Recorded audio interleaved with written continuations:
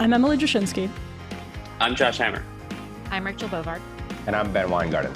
And this is NatCon Squad, where common good and common sense meet. NatCon Squad is produced by the Edmund Burke Foundation, the home for national conservatism. Subscribe now on iTunes, Stitcher, Spotify, YouTube, or wherever you get your podcasts. As usual, we have a great show in store for everyone. We're going to start with NatCons winning some elections in Europe. Josh is going to break down some developments from Europe. That'll be a really interesting conversation. Ben is going to talk about the geopolitics of the Nordstream 2 explosions that unfolded this week, and I'm going to talk about the laptop class divide as we analyze some numbers increasingly of the geographical sorting of people who are able to work on Zoom. And Rachel is going to talk about whether big tech can be reined in. It's a question I think Rachel has some answers to. It seems to keep her up at night and just dog her everyday existence. So with that, I'll kick it over to Josh to tell us about NatCons winning elections in Europe.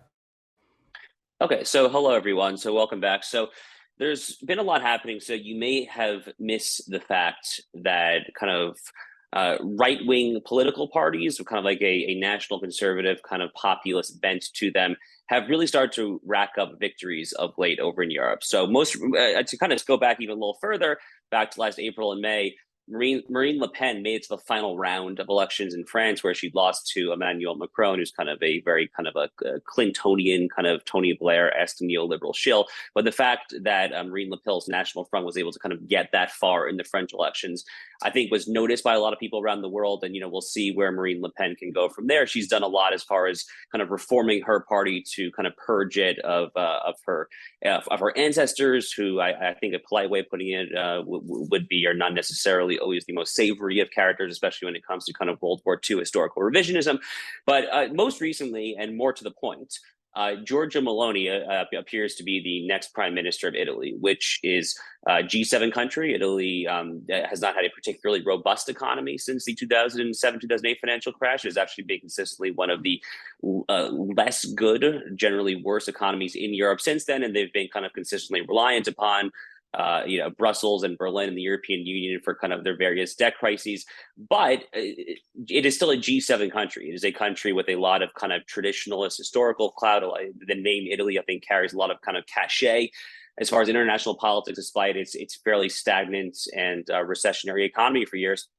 And Giorgia Meloni, who is of the Brothers of Italy party, appears set to lead what is an avowedly right-wing coalition. Now, the mainstream media has, with all of their characteristic nuance, has kind of portrayed this as a return to Benito Mussolini, a return to fascism, Italy going backwards. And, it is probably true that Giorgia Meloni is poised now to be the most conservative leader in Italy in many, many decades. It is also true that she is not even like remotely what the caricature descriptions of her as. I think she's probably best described as being kind of in the Trump mode, as someone who kind of cares a lot about nationalism, who cares a lot about sovereignty. She's skeptical of further EU integration, but she is by no means clamoring for an Italian equivalent of Brexit. She's not trying to kind of exit Europe from the EU. In the past, she has had some kind of friendly statements, towards Putin. She has really kind of retracted and walked that back. She seems to be more or less kind of on the standard European line as far as rhetorically condemning Putin and so forth there. But she is very conservative in some areas. I mean, she has called for drastic action to kind of seal the Italian border, to cut off the stream of illegal migrants who are crossing the Mediterranean Sea from Tunisia, Libya, and Northern Africa. She is traditionally and socially conservative as far as kind of her stance on LGBT, gender ideology, one man, one woman, and so forth. And this Italian election, it's very auspicious, and it also is just a week and a half, 2 weeks at the most, after a similar round of elections in Sweden, which is a much less populous country. It's not part of the G7 or anything, and therefore it's kind of a less important one, perhaps. But Sweden, which I think for decades and decades, kind of American liberals in particular, really kind of thought of as kind of like the encapsulation of like the Scandinavian, the social democratic model.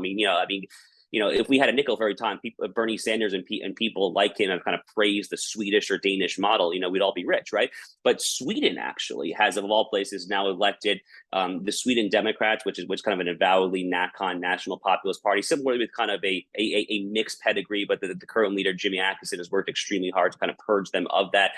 And a right-wing government appears set to either lead or at least get major concessions from the government in Sweden. So, the questions are, I guess, for the panel is, what is the significance of this? Do you have objections? I'm sure you do, to the way that the media has covered Giorgia Meloni's ascension in Italy, and what does this say about kind of the success, or at least the international compatibility of the national conservative agenda? Well, I think it's I'm going to go on record first saying Giorgia Meloni's a badass. Yeah. Yeah, I'm probably about to say like very similar things, but I think it's, to watch her talk about her platform being, pro-family, and having the family at the centerpiece of everything she wants to do for Italy, I think is tremendous. And it speaks, I think, to the broader appeal of this moment, which I think is just obviously, to your point, Josh, outside of the United States itself, which is, as you've seen this intense globalization project throughout the world, I think you're now seeing a little bit of a backlash, or a big backlash, I think, to this flattening of the world, this attempt to consumerize American life, to commodify American life, and to reduce everything to, in Giorgia Meloni's terms, all of us to be consumer slaves. A homogenous entity simply to be, parceled out and controlled. You are seeing a rejection of that, a backlash to that, a focus on, again, the family creation, what matters in life. And you're seeing that seep up to our politics. And I think that's a positive development. I don't know the specifics of Italian politics, but to call that fascism is just frankly hilarious.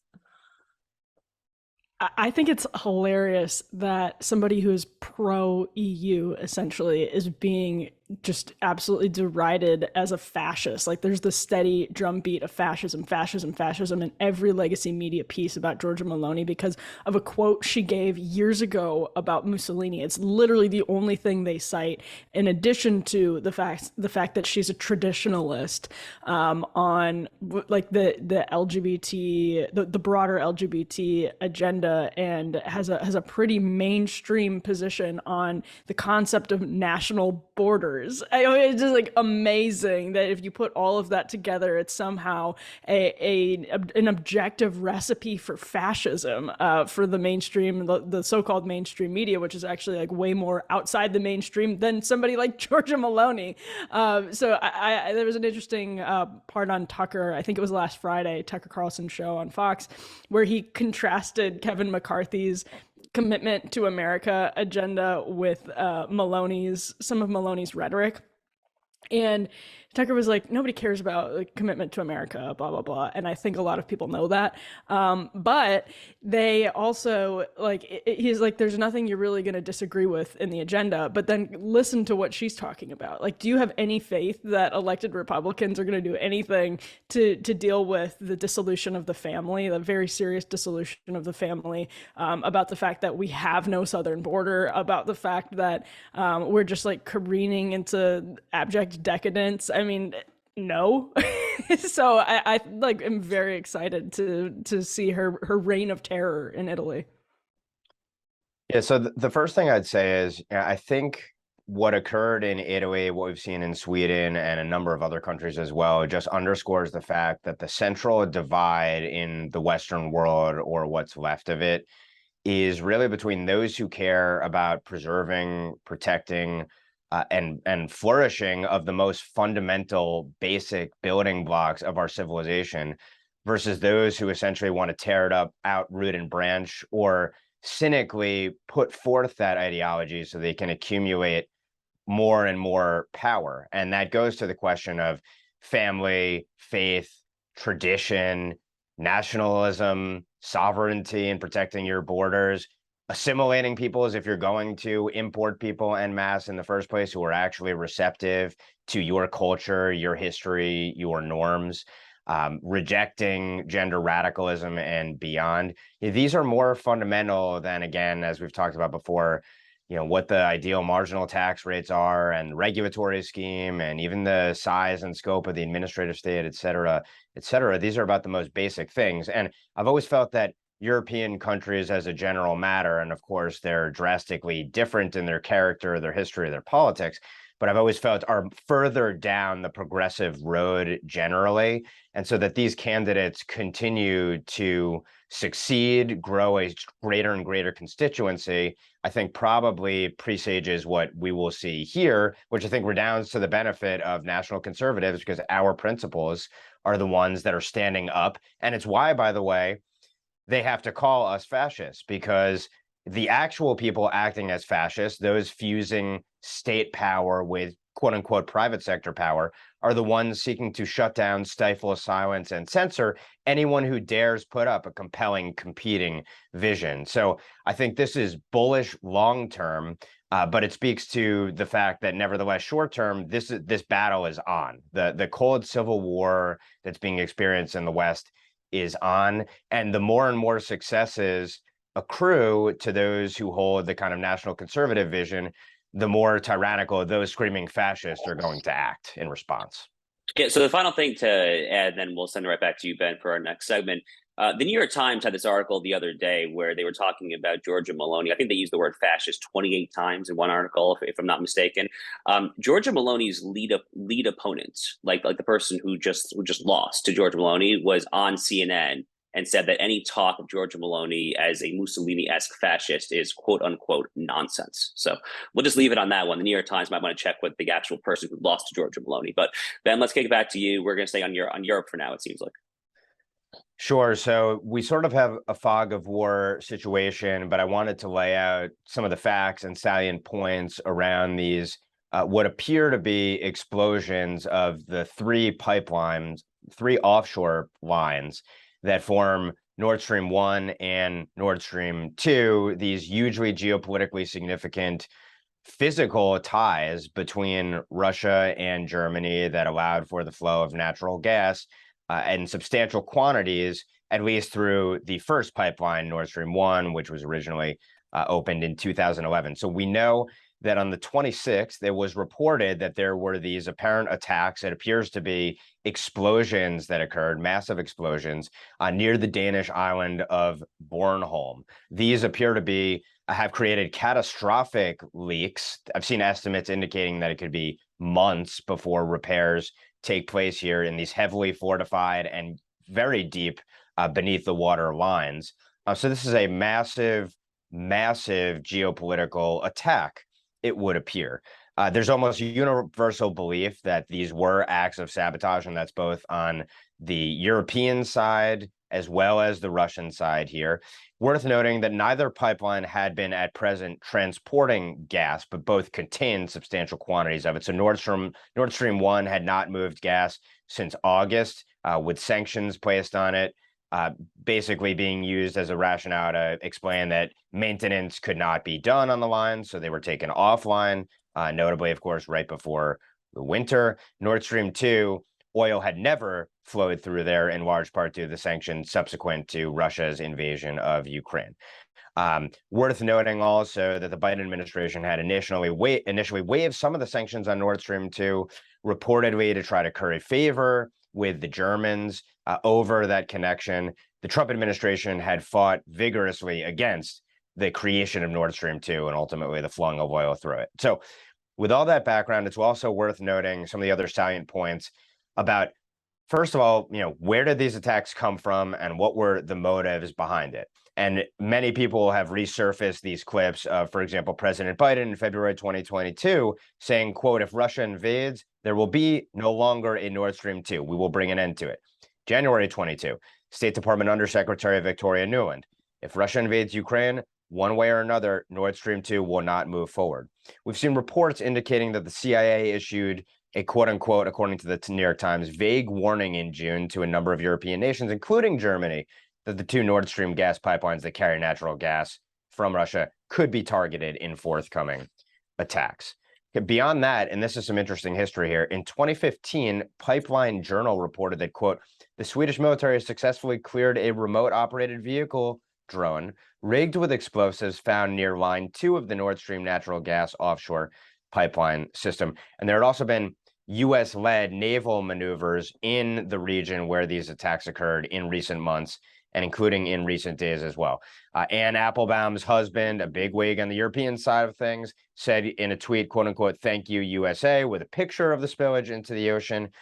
This also comes against, amazingly, coincidentally, Poland and Denmark having built a new subsea pipeline, which connects it to a pipeline that brings Norwegian gas to the Netherlands and Europe, opening up this Baltic pipeline just a day after, essentially, the sabotage was reported. And as Europe is diversifying its energy sources increasingly to shut off the leverage threat that Russian energy flowing into Europe has created. So with all of that background, naturally, of course, the Europeans are pointing the finger at Russia here. And the Washington Post, I think, provides kind of the global regime perspective on things when it says 5 European officials with direct knowledge of security discussions said there was a widespread assumption Russia was behind the incident. Only Russia had the motivation, submersible equipment, and capability, of course, of attacking a pipeline that were in Baltic waters controlled by NATO, worth noting.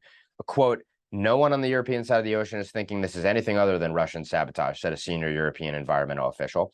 One official said it might have been a message to NATO, quote unquote, "We are close."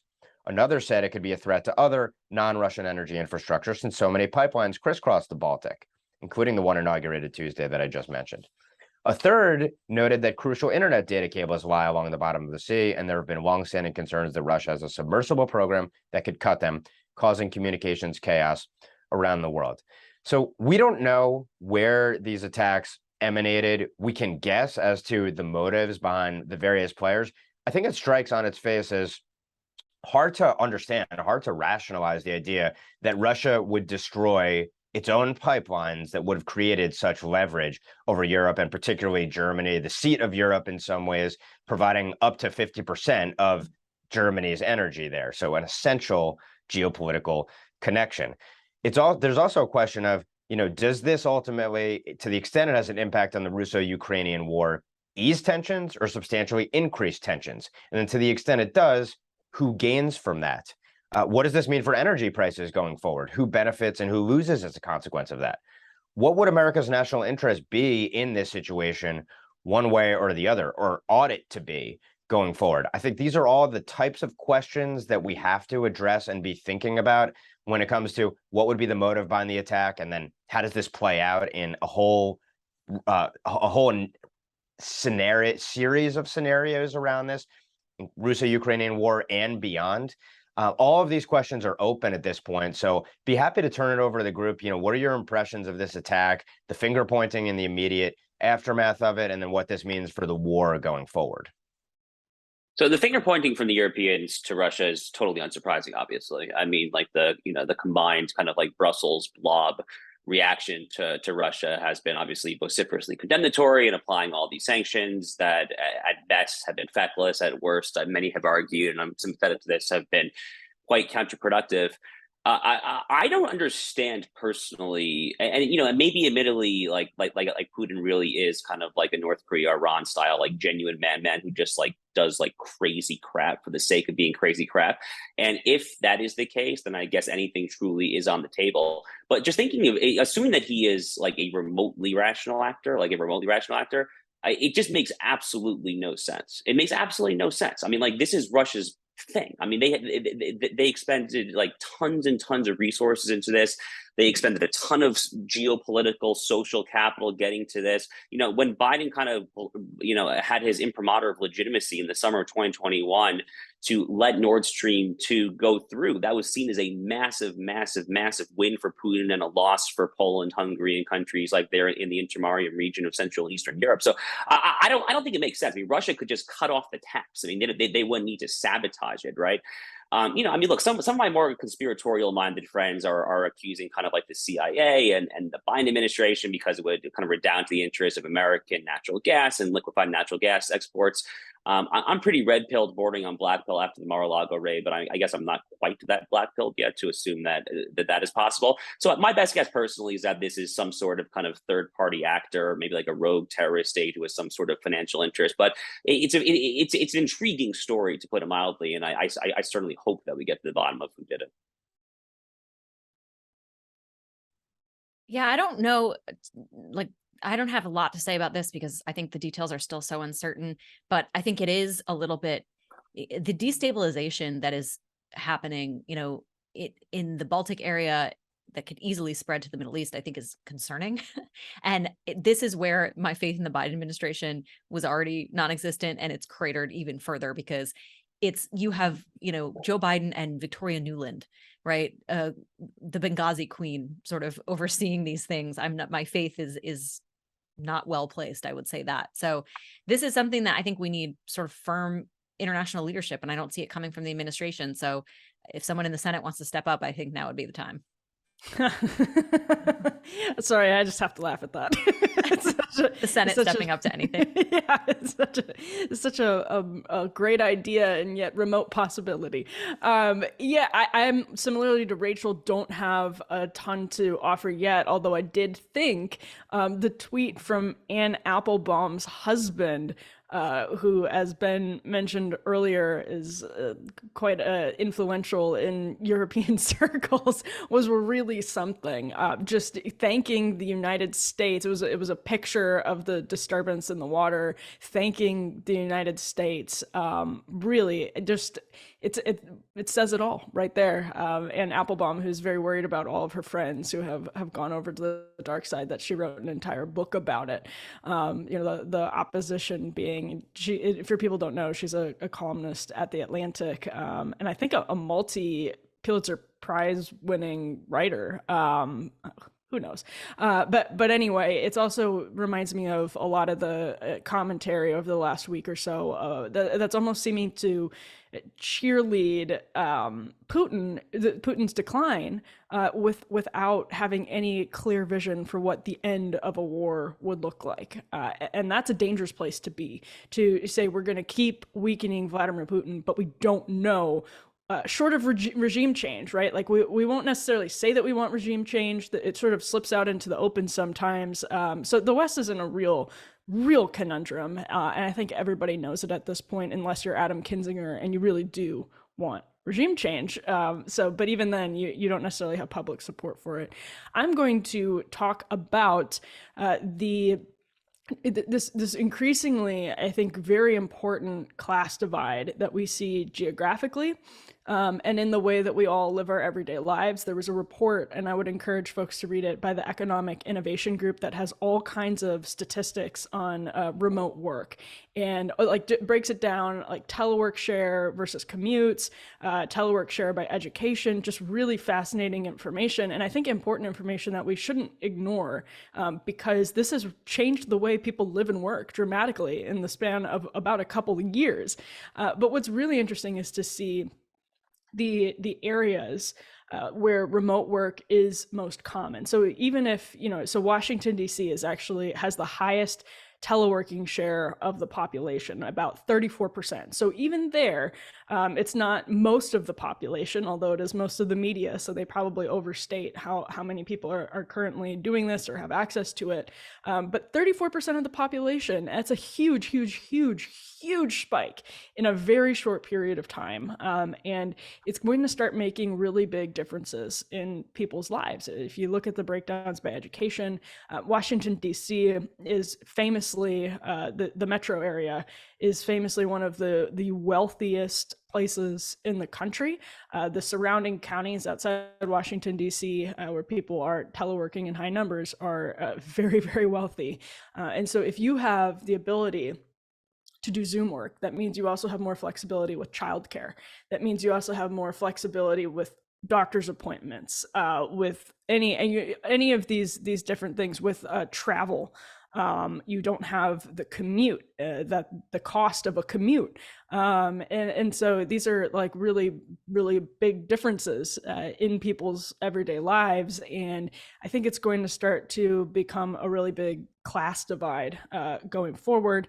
So all that is to say, how should, the question that I'll toss to the group is, how should the conservative movement, how should the right be thinking about this, especially in the context of Zoom work being very sedentary, probably not being ideal for everyone. It's very alienating and isolating. People don't meet at work. They don't socialize on a daily basis unless, they're teleworking part-time and, taking their kids and doing PTA stuff and have a lot of social capital going forward. So what's the way for the right to start thinking about some of these salient divides going forward? I think your point about how this sort of is divided among class is a really important one, because it became really evident during COVID. And I think it's more important also to talk about it because the people who are able to work remotely do tend to be in sort of, these sort of elite classes. We call them, I think the term laptop class came out of the COVID pandemic that I think describes these people very effectively. But policy is often made based on their own preferences. And we saw this explicitly during COVID-19, where the people advocating the lockdowns, the people advocating for school closures, the people advocating for, restricted travel were all the people that could afford to sit in their houses and get, Grubhub and Uber Eats delivered to them, to afford childcare when their kids are out of school, or to pay a tutor or something like that.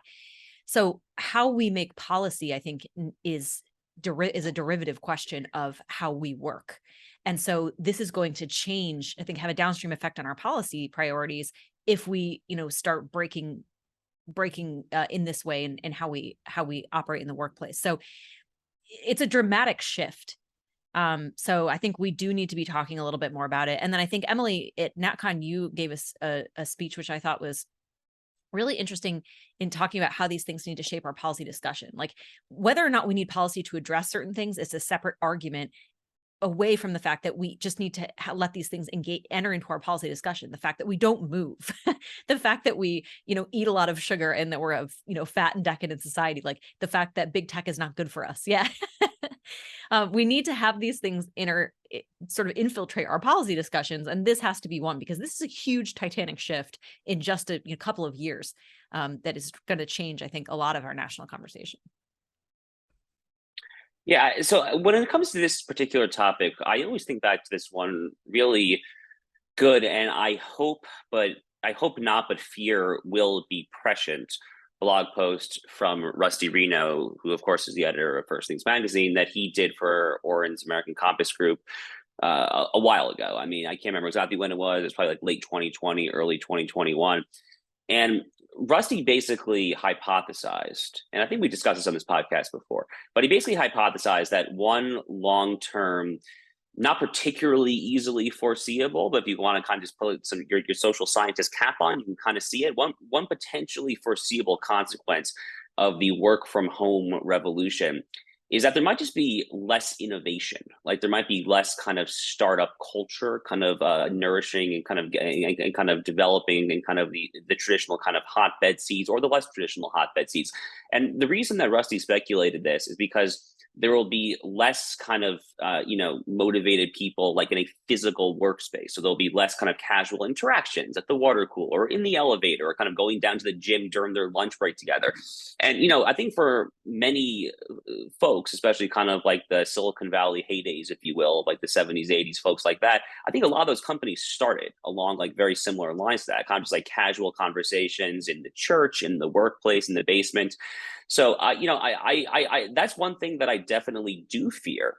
It's actually kind of an interesting segue to our final segment. It's going to be about antitrust. Is that potentially kind of if what I'm saying, what Rusty is saying, actually is true, then that could actually militate in favor of an even stronger public policy antitrust response when there is kind of an industry such as the technology industry or so forth, where it's kind of just a massive agglomerated power.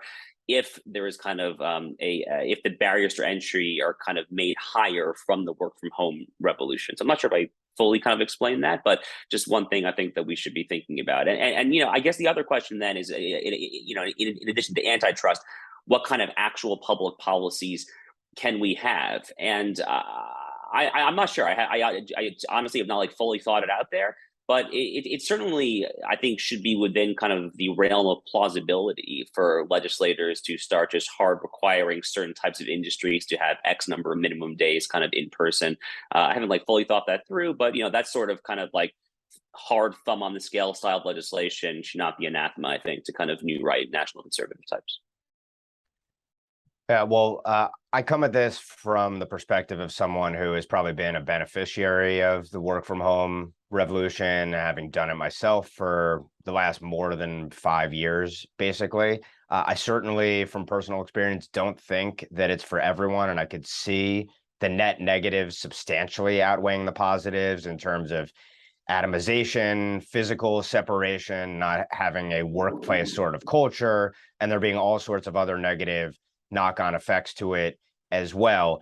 Some countervailing forces that are kind of interesting to think about are, is this going to ultimately lead to the decline of cities to some extent? And then what are the consequences of that? Will there be a shift from blue states to red states, essentially, of the laptop class, because the cost of living will be lower in the red states? They don't need to be located next to the expensive metro areas. And so consequently, is that going to shake up the politics in places that would otherwise be kept pure from the progressive influences coming from the cities? I also think is worth considering as well. But then the other thing that just struck me looking at some of the data out there on these numbers are, you see that DC of major metro areas is one of the higher work from home cities in the country in terms of percentage. And this only underscores, from my vantage point, the fact that the administrative state needs to be ripped out of DC and scattered around the country. And I think that people ought to be forced to work in the office 5 days a week if they want to work in a government office. I think that would have manifest hugely positive consequences. So one political sort of implication, I think, to the data that we ought to consider is, should this be further evidence that we ought to move DC out of DC and force people to work in the office? What would that do? How much better would our administrative state be? How much less attractive would it be to the wrong kind of people to the extent we had that sort of reform? Super, super brief final point before we go to Rachel. It's worth thinking about how this brings the sort of family home life together in a way that it used to be. People didn't have to go, commute into a city for work, for centuries and centuries is not what it was. And I think that would be a really exciting development if we had other forms of social capital flourishing and had stronger communities. But in the context that we're in, it's frightening. Rachel, tell us about what's been happening with this serious antitrust dust up. Yeah, so to pivot off what Josh said about, potentially this militates toward more antitrust enforcement against Silicon Valley, this idea, of bigger companies sort of governing us. What's happening in the House is the barest minimum right now of anything that could possibly happen on antitrust this Congress. So if you've been following this debate at all, there's been a number of bills proffered around the antitrust universe regarding big tech. These are really not those. You saw big bills that would reshape the business practice of the industry. Again, this is not what this is. It's a package of 3 bills that are like the absolute most marginal things you could do from the legal enforcement side. Very briefly, you have a bill that basically stops big tech from gaming the venues in which their lawsuits are filed. Right now, you have a lawsuit filed out of Texas, and big tech will move it to the Southern District of New York, somewhere more favorable to them. They will stop that process. The second bill says, oh, hey, if you're a company that wants to merge and you get subsidies from hostile governments like China, you have to disclose that. And then the third bill, which is becoming hotly contested, is a bill that essentially raises the fees that merging firms have to pay to the FTC. And you're seeing this get caught up in a debate among Republicans about whether or not this quote unquote funds the woke antitrust enforcement of Lina Khan. Now, I do not believe that it does. The way the bill is constructed, the way that I've read it, it's clear that the fees that are paid by billion-dollar companies, the fees are lowered for other companies, but billion-dollar companies pay a fee to have their merger reviewed. It goes into a fund that is then subject to congressional appropriation. It does not flow directly into the coffers of the FTC. It does flow directly to the antitrust enforcement of DOJ, but that's a separate matter, separate funding mechanism. I do not think it does this. But getting out of the weeds for a second, these bills may not pass, and I think as someone who's observed and been involved in this over the last several years, it's very frustrating because these bills passed with flying colors in the Senate. One of them is a bill by Mike Lee, the other by Senator Tom Cotton, the other is by Chuck Grassley, not woke Democrats. All 3 of them have put out a press release supporting passage of these bills. And yet you have a group of Republicans in the House joined by Silicon Valley Democrats saying, no, for different reasons, right? They don't want these bills to pass. And what's frustrating is that, again, this is the barest mechanism of enforcement that we could be doing. And if we can't as a party agree to move these bills forward, what on earth are we going to be able to agree to pass next Congress? This is the barest minimum of no new government agencies, no new government authority, no new anything. This is literally just enforcement in the marketplace. Again, the basic marginal, hardly a ripple in the pond kind of thing, and we can't do it. And it's disappointing. And so I'm wondering what the group thinks about what this says about what we're able to do next Congress. Is it just going to be half-hearted taking on big tech, or are the people that constantly say break up big tech actually going to somehow have a change of heart when they're in charge in November, if they're in charge? Yeah, so I mean, like putting on my, one of my numerous side hats, my like council policy advisor side hat for Mike Davis's Internet Accountability Project group. I mean, I read all Mike's op-eds on these various bills, and these are such common sense provisions. I mean, one that would prohibit companies like Amazon from kind of manipulating their algorithm to preference their own kind of in-store products over those of third-party vendors who they often probably pilfer the underlying intellectual property or at least kind of the basic know-how from. Things like the JCPA, that's like kind of the journalism kind of centric package, a bill that would kind of prevent Apple and Google from being able to kind of throttle apps because they have monopolies over the app stores. I mean, Rachel's right to kind of emphasize that these and as Rachel mentioned, obviously the one about litigation and in the Northern District of California, these are small potato bills here. We're not talking about kind of statutorily codifying or statutorily getting rid of the consumer welfare standard. We're certainly not talking about kind of statutorily codifying with a neo-Brandeisian kind of a big is bad standard, the likes of which someone like Matt Stoller and probably Josh Hawley would like. No, this is not that. We're not talking about kind of like a fundamental shift in the landscape. We're talking about kind of like very, very incremental stuff.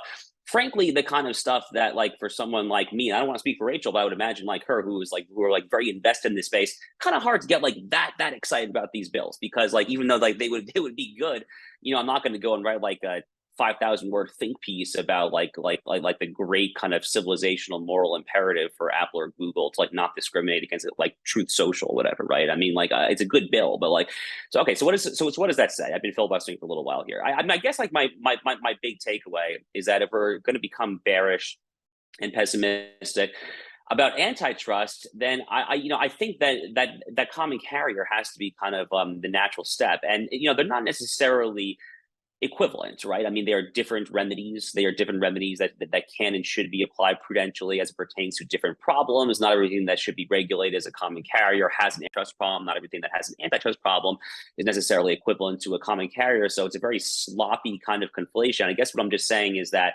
especially kind of given this post Net Choice versus Paxton win that we just had down there in the Fifth Circuit, we discussed that in the podcast last week. It seems to me that as far as kind of plotting the path forward, that maybe kind of Texas's HB 20 style kind of non-discrimination legislation is a better place to focus our energies. One obvious problem is that that's really more easily done at the state levels. Where does that actually like leave Congress, right? And I'm not entirely sure. I'm not sure I have a good answer to that question. A Republican president could actually do a lot in common carrier regulation just straight through Title II of the 1934 Communications Act.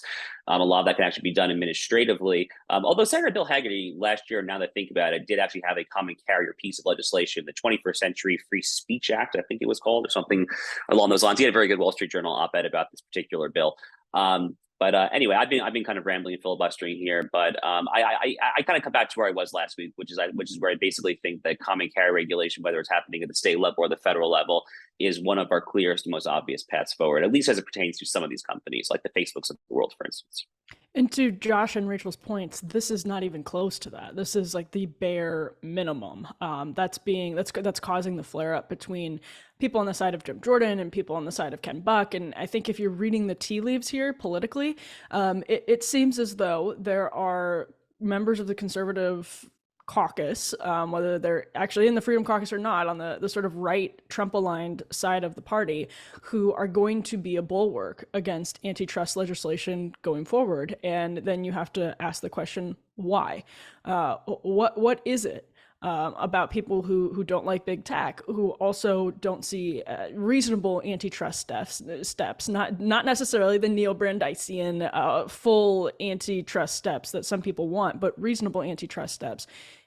This is very small. I mean, this is not common carrier. This is not anything like Net Choice v. Paxton in this narrow thing that's caused Jim Jordan to talk about wokeness and to press Lena Khan on wokeness. This is not that. This is a very narrow thing that is, even in and of itself, is causing this flare up. And so if you read the tea leaves here, it feels like there may be, I think, follow the money. Follow the money. I don't know if ideology can alone explain this, or follow the alliances with business leaders that have not been fully severed since 2020 in the sort of era of neo wokeness. I don't know what it is. I think we'll be doing, I'm sure, reporting at the Federalist to try to get to the bottom of all of that. But it does seem as though there are people who are have dug their heels in and will be the bulwark against antitrust legislation going forward, and even people who don't like big tech and people who will use wokeness as sort of a fig leaf. And if you're prioritizing Lena Khan's totally progressive ideology over the fact that antitrust legislation would disincentivize ideological monopolies, then you got things backwards. Yeah, I've long been skeptical of the devotion in the legislative branch to adequately grappling with these issues. And I think one of the things that this episode sort of exposes is the big tech lobby is obviously incredibly well-funded and powerful. What would an equal and opposite sort of counter lobby look like? Clearly, it doesn't exist today, because otherwise you would have legislation that would pass, and probably more robust legislation with more teeth than what we're talking about here. So to that end, I think it leads naturally to Josh's conclusion of, the legislative branch, we probably should work under the assumption that, at best, maybe it will lead to some lukewarm reforms down the road. But lawfare, the executive branch, and the states actually look like probably more fertile ground. And also that, of course, this always has had to be an all of the above sort of fight. We ought to be pushing on the legislative side of things, but we have to push using every other lever of power as well, because these issues are just that existential that they require that comprehensive a response. So I guess I would say, yes, this is kind of a demoralizing, it appears, outcome that's coming. But on the other hand, I think it underscores what we've known, that it's an uphill battle on the legislative front, and that we have to fight fire with fire using every single lever of power. All right. Well, I think with that, we're actually all set to move on to final thoughts, if anyone wants to kick us off. I can kick us off just with a sort of pivot off of final thought about my last segment. And, the discussion of, common carriage and antitrust and all these things available to us, and these bills being none of that, and we can't even get those done. But one of the reasons I continue to come back to this, even though there's a million things going on in the country that, a new Republican majority could focus on, I think they have to get this right. And the reason is because of how integral tech is into the regime and enforcing the regime's, preferences on the rest of us. Like this, when we talk about big tech, right, we're not just talking about the ability to say what we want to say on Facebook and Twitter, although that's valid. We're talking about accessing the economy. We're talking about the biggest digital advertising firms in the world. We're really talking about the global marketplace and public square. It is unconscionable that we can just say we're going to address all the ills of the Biden administration without addressing their corporate allies who can do this without accountability. And that's really what this fight is about. And, on the policy particulars, one of the reasons we have to have the common carriage discussion is because we've failed at antitrust enforcement for so long. We've allowed the concentration to build up to the extent that it has, and we haven't addressed it. So now we're in a situation where, yes, antitrust can't solve everything that's taken place in the marketplace. So now you have to treat these companies like they are, which is common carriers. But we didn't have to be in this place. We could have had more robust enforcement. More robust enforcement does not mean regulation. It doesn't mean woke antitrust. It simply means following the law in the market and being more skeptical of the concentrated corporate power that we're now all living under, not just in the tech sector, but everywhere else. So to me, this episode going on in the House right now is kind of a very sad trombone coda to all of the rhetoric about how we're going to take on big tech and we're going to do all this great stuff. And it's literally a deflating balloon is what I hear when I look at this debate. It's not giving me a lot of confidence going forward. So I guess I'll do something totally unrelated. So we're We're recording this on Wednesday, September 28th, which is roughly the day that Hurricane Ian is making landfall in my adopted state of Florida. I'm actually not in Florida. I flew out this morning. I don't know how my flight wasn't canceled, but I'm actually here in New York City at the time that we're recording to this. Thankfully, the Miami-Fort Lauderdale area looks like it's mostly going to be spared. It's really the Gulf Coast of Florida, with Tampa in particular, that is just going to get absolutely pummeled. So, at this time, my prayers go out to all of those on the Gulf Coast of Florida, and may the damage be as minimal as possible.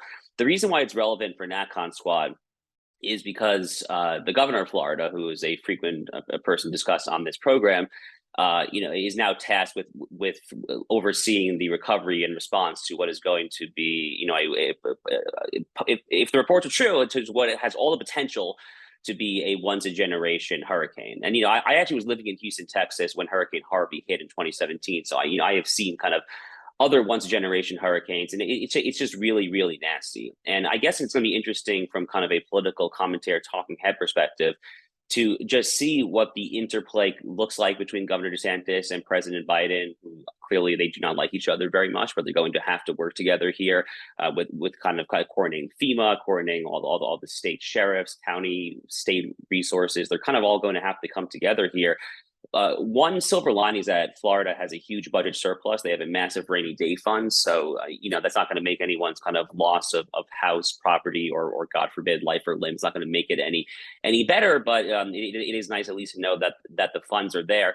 But one thing that I'm personally looking out for, again, kind of just thinking about kind of the future of the party movement in 2024 and all of that stuff, I have to imagine that literally every single move and every single word that Governor DeSantis does and says is going to be, scrutinized with like a massive microscope here. I mean, he is under like inordinate pressure, and I'm sure that his team knows that.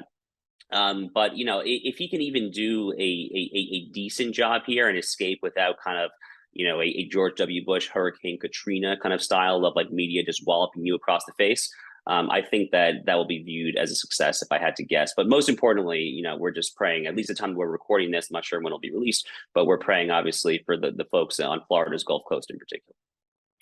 I'll say, I think, to pick up on a point we ended the third segment on working from home with, it is the case that there are ways technology can be more helpful, can strengthen families, can strengthen communities, but they're designed in ways right now that do really the opposite, that divide us, alienate us, atomize us, all of those different things, and they give people inordinate control over our culture and C-suites in Silicon Valley and Manhattan and Washington, D.C.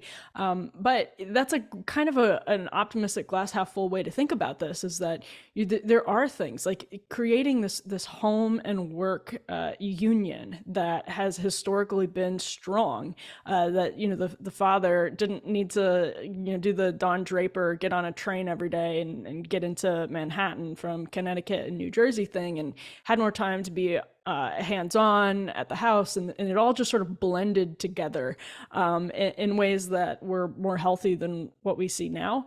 That's good.